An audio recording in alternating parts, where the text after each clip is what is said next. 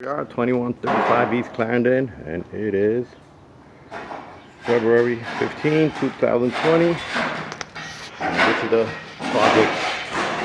We're doing demo here, demo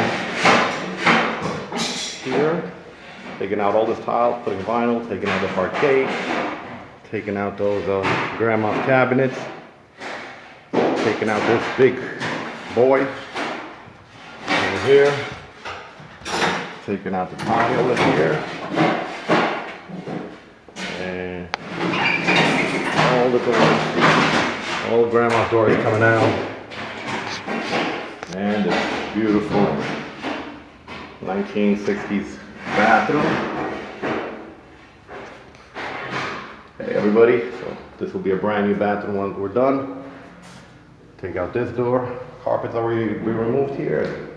We'll put a new vinyl floor in your base, hopefully new windows too, and I think it will turn out really, really beautiful, this flooring job when it's all done.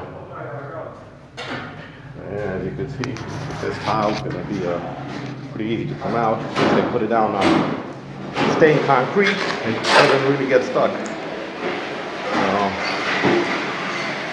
This is the project we'll be doing this weekend. We'll continue the video soon.